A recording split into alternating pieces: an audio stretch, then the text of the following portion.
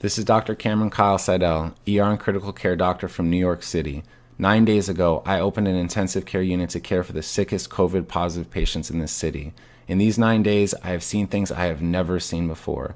In treating these patients, I have witnessed medical phenomena that just don't make sense in the context of treating a disease that is supposed to be a viral pneumonia.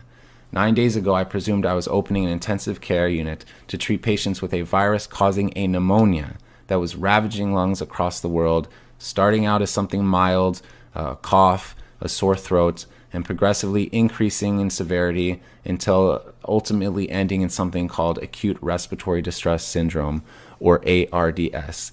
This is the paradigm that every hospital in the country is working under. This is the disease, ARDS, that every hospital is preparing to treat. And this is the disease, ARDS, for which in the next 2 to 6 weeks, 100,000 Americans might be put on a ventilator.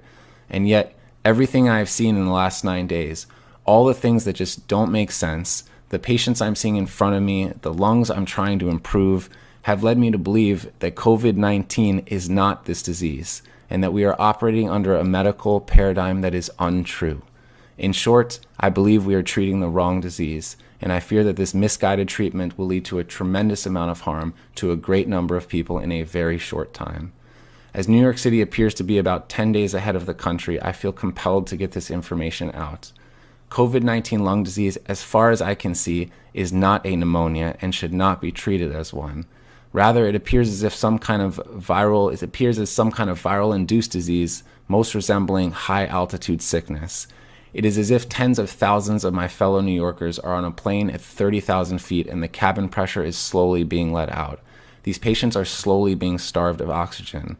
I have seen patients dependent on oxygen take off their oxygen and quickly progress through a state of anxiety and emotional distress and eventually get blue in the face. And while they look like patients absolutely on the brink of death, they do not look like patients dying of pneumonia.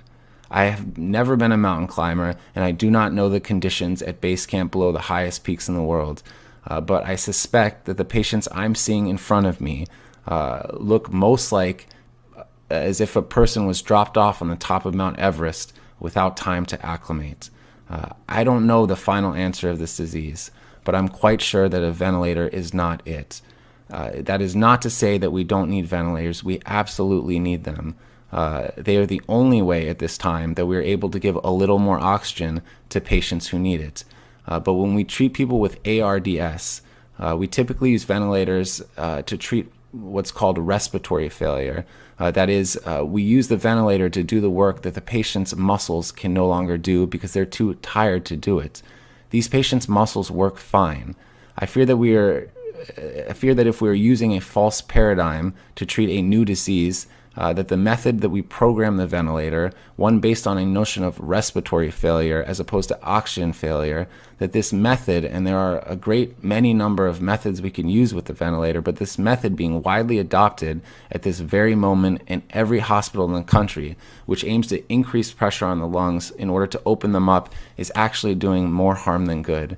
And that the pressure we are providing to lungs, we may be providing to lungs that cannot stand it, that cannot take it, and that the ARDS that we are seeing, that the whole world is seeing, may be nothing more than lung injury caused by the ventilator.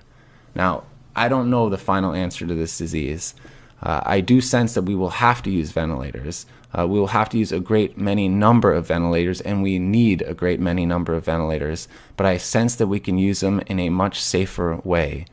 And a much safer method. That safer method challenges long-held dogmatic beliefs within the medical community and among lung specialists, which will not be easy to overcome.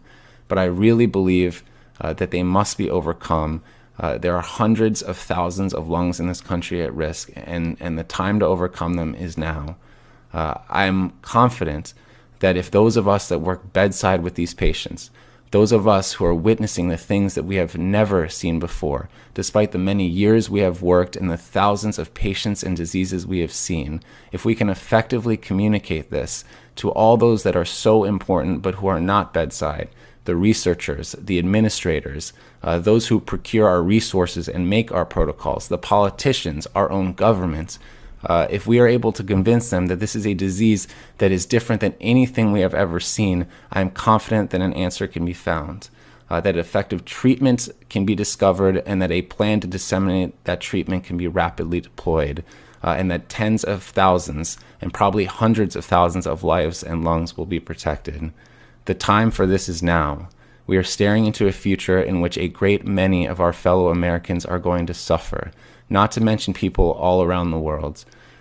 For those who will not suffer directly from this disease, from the terrible human cost of this disease, for those who will not lose a family member or a friend, and there will be a great many number of people who will lose those close to them. But for those who don't, they are still going to suffer from the great economic cost of COVID-19.